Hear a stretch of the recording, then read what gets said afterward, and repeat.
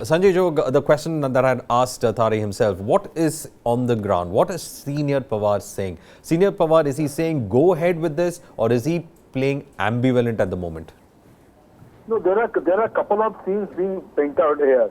Just take you to last 4 days before, Uddhav Thackeray, Sanjay Raut met Mr. Sharad Pawar along with his daughter as Mumbai resident. In this, meeting, what my sources told, in fact, I spoke to Sanjay Raut, which he came on the record also saying that three interesting things. A, when they asked whether the MVA is intact, Mr. Sharad Pawar has replied, yes, MVA is intact. Secondly, he said he is not going along with BJP, that is for sure. And the third very important thing is that without naming Ajit Pawar, Sharad Pawar has clarified in the meeting is that those who want to go, his words are very clear, those who want to leave or go out of MVA, that will be his or her personal and individual decision with whom MVA has nothing to do anything. I think these three remarks from a veteran leader like Sharad Pawar, who happens to be Ajit Pawar's uncle, is quite clear. Second, very interestingly, Ajit Pawar is sulking because he is not aware. In fact, he is not sure of whether, if at all any situation comes in, he will be the chief ministerial candidate, if at all the situation turning out in MVA's favor. Third very interesting thing, Ajit Pawar, with the support of his elected members, within the NCP there is a number which is going around, which is not going beyond 7. Right now, only 7 legislators are with Ajit Pawar, which is too short. If at all Ajit Pawar has to break away, he will require, out of 53, at least 36 to 37 legislators to go to avoid any disqualification. And the fourth very important thing, which is definitely emerging, or that is there on the ground, is that Ajit Pawar is in a kind of a catch-22 situation. If at all he crosses over, what's the guarantee that he will become the chief minister in a new combination? Secondly, if he does not, then what is his fate in the NCP? And the third, very important within the NCP, which is being discussed, is that if at all, Ajit Pawar goes to avoid any kind of an ED action, who is going to give a guarantee for that? Because right now, even though all the newspapers have written about last week, is that in the Jarandeshwar sugar case, even though the ED has not mentioned he and his wife Sunetra Pawar's name in the charge sheet, but who can give the guarantee that he will be fully absolved in this case? So, these are the interesting things which are being now discussed. Sanjay Jog, you have in fact raised very important questions regarding this. Let me come back to Brijesh. 2019, the infamous 4-day government of Fadnavis as well as Ajit Pawar, 9 ACP cases dropped. And now, 4 days back, in this issue about the MSC Bank and Jarandeshwar Sugar Mills and them having a major stake in that, their names are not there. But again, from outside, are we interpreting too much, saying that these are pressure tactics that are just being played out?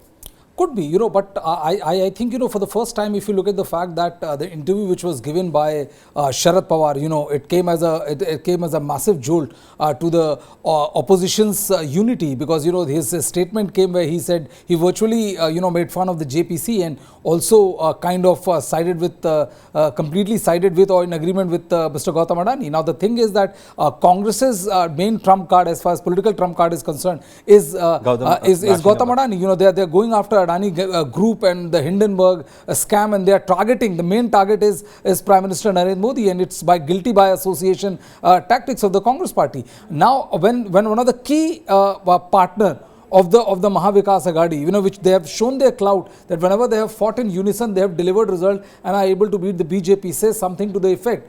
And we also saw how Sharad Pawar was also instrumental in engineering to ensure that Rahul Gandhi doesn't make any disparaging remark against Savarkar. Sharad Pawar's legacy is larger than life as far as this Mahavikas Aghadi thing is concerned. He did not, till now, he has not made a statement which can be construed as a yes, he's dead against what is happening, or even that's why whatever, it's kind of ambivalent. He seems to be ambivalent. And Ajit Pawar would be like once bitten, twice shy kind of a a condition. He saw what Sharad Pawar is capable of. Everybody knows what Sharad Pawar is capable of. So he literally pulled the rug under the Ajit Pawar, Devendra Fadnavis, Ajit Pawar do, and caused massive embarrassment to the BJP. So what will Sharad Pawar do is the biggest question perhaps, rather than what will Ajit Pawar do. Right now, Sharad Pawar has not opened his trump card. Well, let's go to Tare, who in fact joins us right now. Tare, what is your reading from the ground? A lot of speculations going on. Does Ajit Pawar have the backing of Sharad Pawar in this, or is it that he's making steps where he's hastily holding himself, but at the same time making some kind of gestures? See, Sharad Pawar was never shy of going along with the BJP. We saw it in 2019 when there was a plan that Sharad Pawar had agreed to join the government with the BJP. But at the last moment, he changed his plan. As per Devendra Fadnavis is saying, he changed his plan and he decided to break away with that BJP planning. My sources are saying that Ajit Pawar is making up his mind to join the BJP government, not the party, but as an alliance of the BJP. As Sanjay was rightly saying that he had two, three options. He can join the BJP with a faction of the NCP. Sanjay has given a figure of 10, but I have information that he has more than 10 MLAs supporting him. So Ajit Pawar has that option open. Definitely, there is a one thing that Ajit Pawar is not going to be the chief minister immediately, because as far as Eknath Shinde is there, Ajit Pawar will not have any say, will not have a major role to play in this government. Ajit Pawar, what I heard that Ajit Pawar is looking beyond 2024. He is looking for his political career, which might change after the election next year. He is looking for his prospectus in the politics.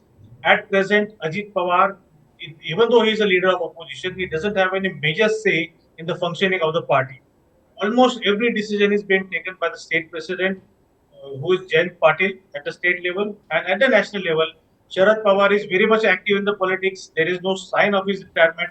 So Ajit Pawar, he is not sure about his political future. That is one thing. And the second thing which I heard, that Ajit Pawar is looking for a better prospectus for his son. His name is Parth. He is looking for a better prospectus for his son Parth also.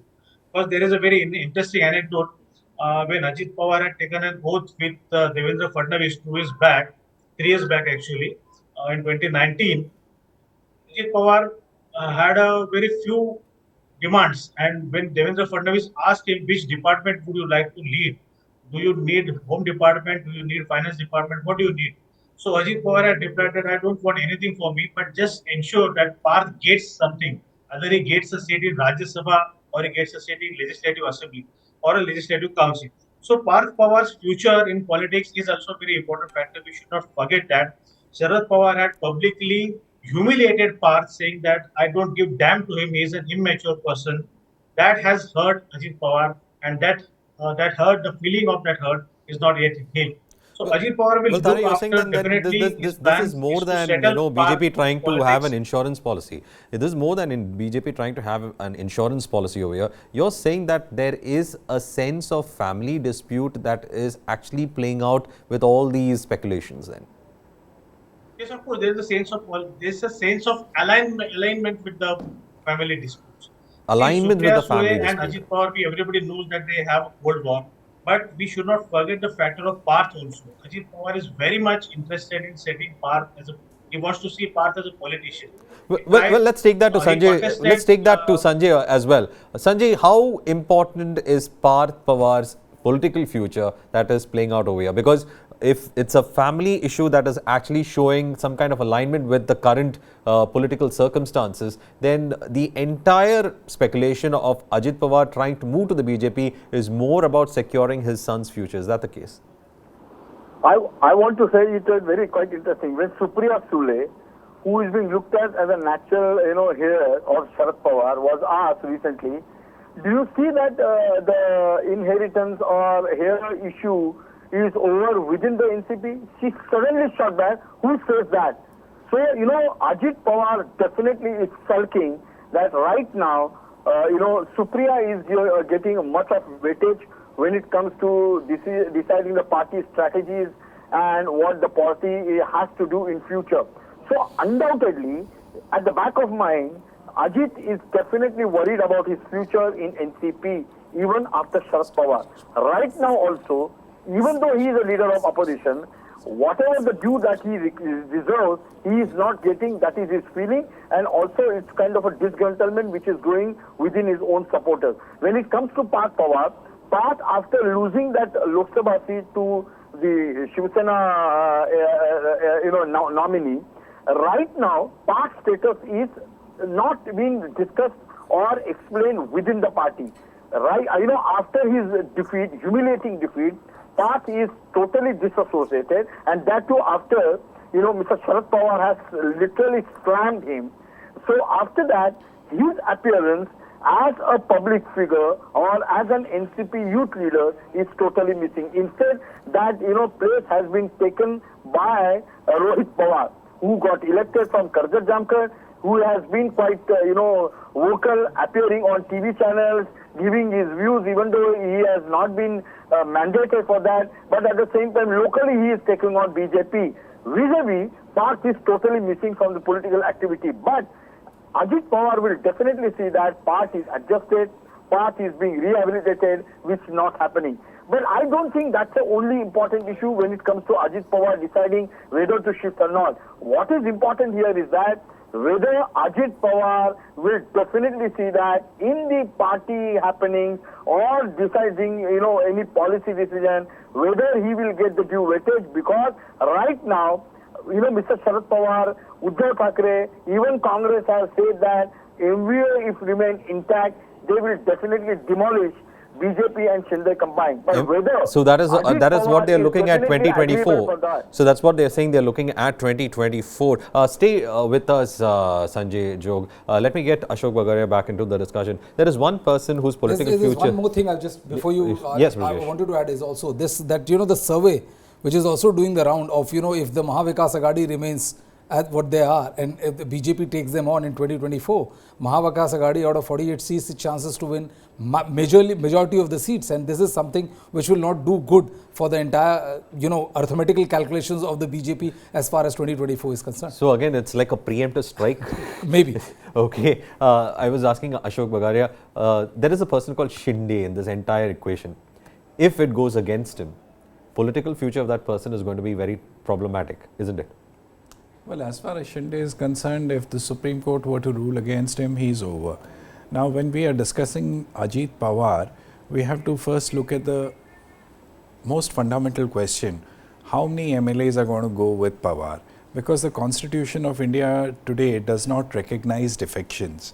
It only speaks in terms of split within the political party. Now, what is really going to happen is the moment members of the NCP or MLAs of the NCP go along with Ajit Pawar, there will be a disqualification application which will be filed the first thing before the speaker, saying that these MLAs have moved from the NCP and this is defection and they should be disqualified. The moment they get disqualified, if Ajit Pawar does not have requisite 2/3 numbers to engineer a split within the party, the MLAs will be disqualified. And once the MLAs are disqualified, it will do MVA or the Bharatiya Janata Party no good to have them on their side.